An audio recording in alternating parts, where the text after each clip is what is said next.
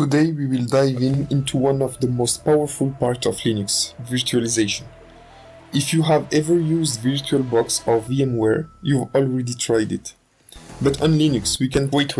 If you want to skip all the definition part and go directly to the installation, you can skip this and go to the 3 minute and 12-second timestamp page.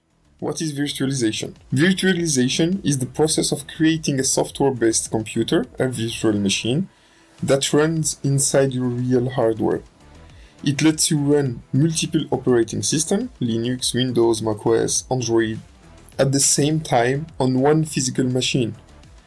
The physical system you're running on is called the host, and every virtual system you create is a guest. Between them sits the virtualization layer, or hypervisor, which decide how CPU, memory, storage, how hardware are shared securely and efficiently between them. In short, virtualization lets one physical computer act like many, isolated, flexible, and perfect for testing, development, or cybersecurity. Let's start with QEMU.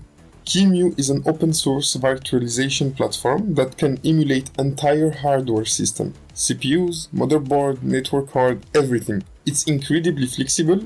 You can run different operating systems on different architecture, all inside Linux.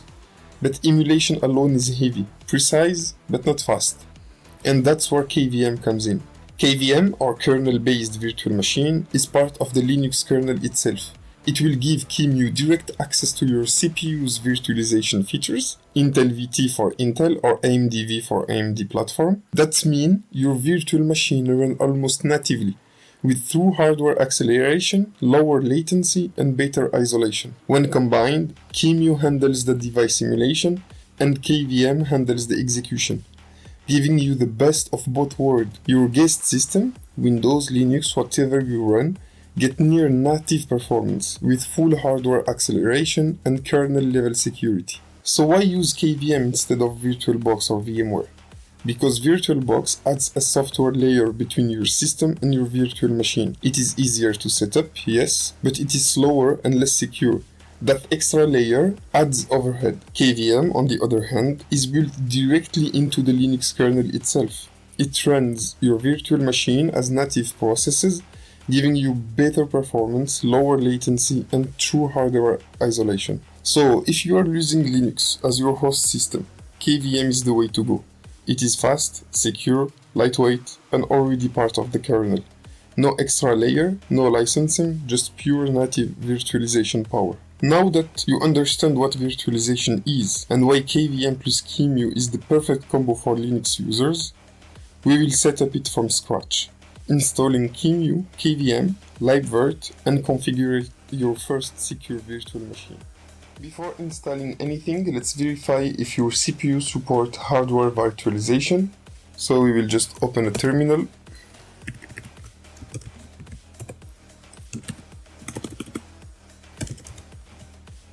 And type this command.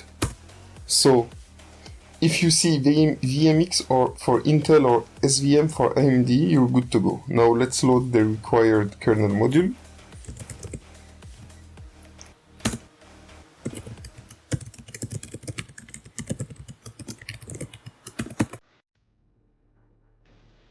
Since I'm on Intel, I will also load the Intel one.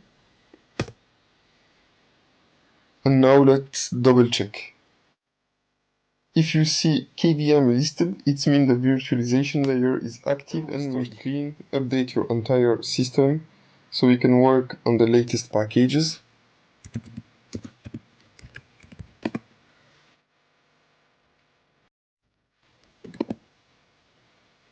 Now let's install everything needed for virtualization and management.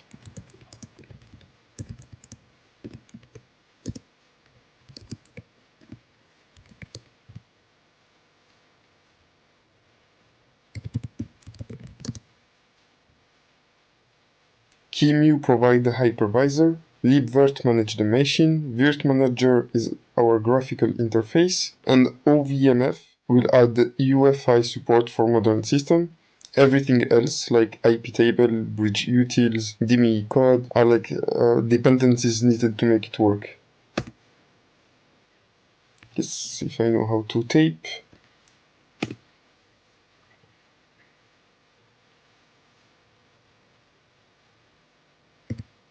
So here it prompts you that ap-table NFT and ap-table are in conflict and asks us if you want to remove ap-table. So we will say yes, since ap-table NFT will do the work of ap-table anyways.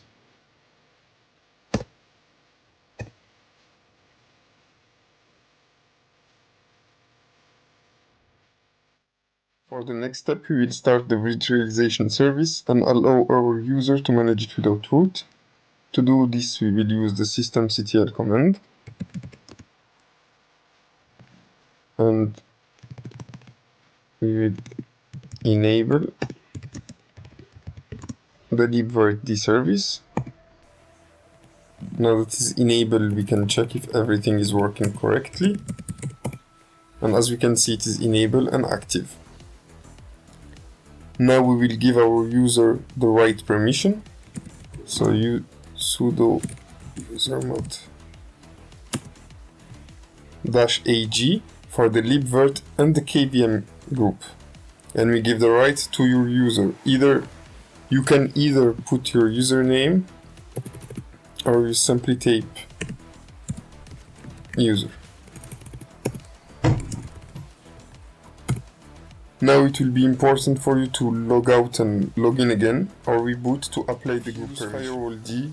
The command is pretty simple. It's firewall cmd --reload.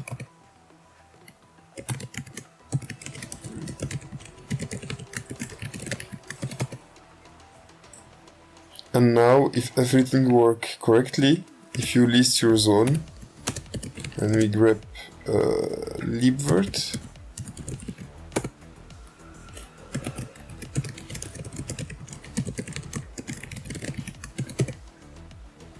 as you can see, the zone libvirt is added. So technically now, everything will work. So let's try it out. VirtualManager. So here there is two options. You can either start the NAT network via the terminal, or you can use the virt-manager here. So if you go to connection details, virtual network, the default one, and we can start it. And now we can try it. Let's test if everything's worked correctly, and we will go with the classic Kali Linux, because why not?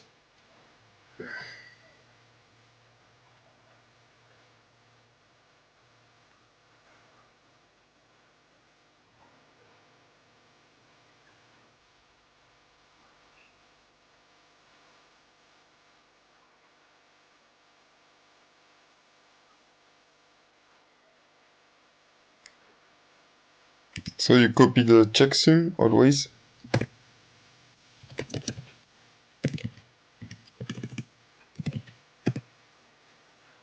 We will create a check.txt file. We copy paste the signature file and the name of the file, which is, there we go. We save it. So now that our download is finished,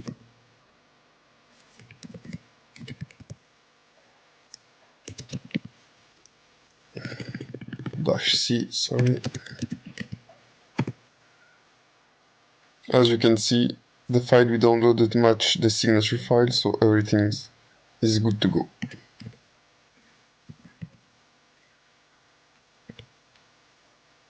We can create a virtual machine. We will use a local install. He wants a ISO, so we'll give him ISO. You can either use the default pool or create your own. I personally always like to create an ISO pool that will live in my home folder here up. So we have an ISO pool. from which all our ISO will be stored, sorry.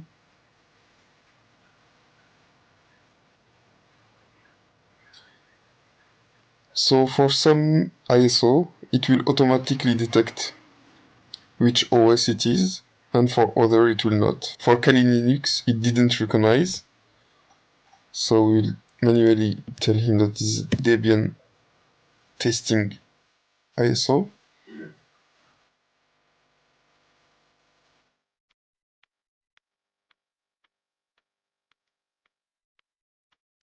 You choose how much memory you want to give him and how much core. And the same way that we did with the ISO, we'll create a pool for our virtual hard drive. And I already have mine. This is the VM folder that lives under my home directory.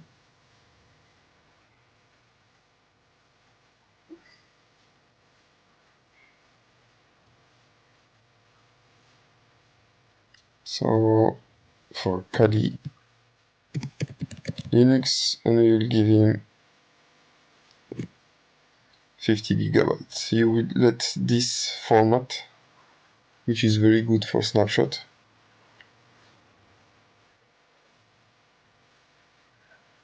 Now that it's created, we will choose it. So we'll name it Kali Linux. And we'll do a custom configuration before installing. For the network, the default one, the one we just created, will be very good. So finish. Here, the important part. In the CPU, you make sure that the host pass-through is copied to get the full hardware performance. And now we can begin the installation.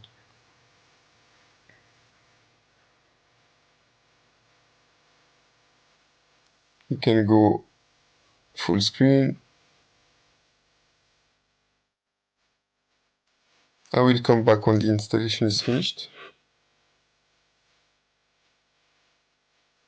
So the installation is finished, we can boot the VM.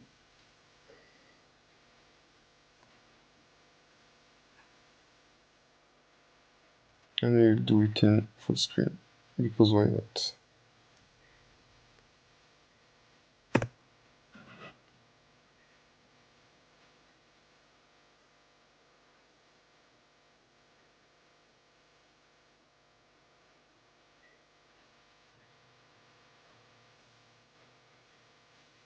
We will change this because it's horrendous.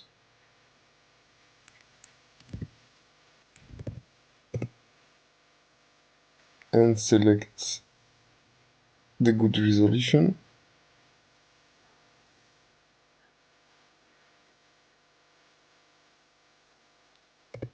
And as you can see, we have internet, everything is working correctly, and we are inside the virtual machine.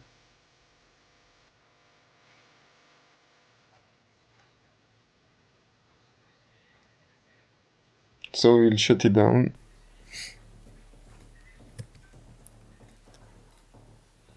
And you can clone it, create snapshot. A good practice is like when you have a clean install, maybe it would be good to snapshot it or clone it and then work on the new one. So you always have a base rollback.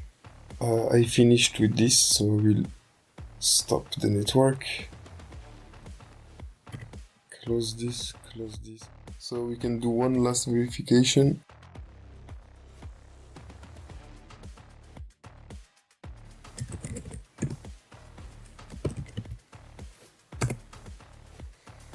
And as you can see, if you have pass everywhere, it means that your system is working perfectly.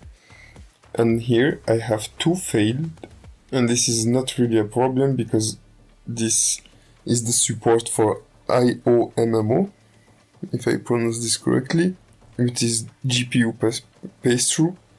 And since I don't have a dedicated GPU and my motherboard don't have this support, obviously it will fail. But all the other one is green, so everything is working correctly. And that's it. You now have QEMU, KVM and libvirt running perfectly on your system. If you have a firewall, it is secured by creating a zone. You can read more about QEMU and KVM on the RQWiki, for example.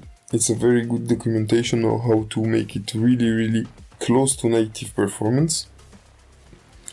And if this helped, drop a like, subscribe and check the blog link below in the description. There is a full step-by-step written guide.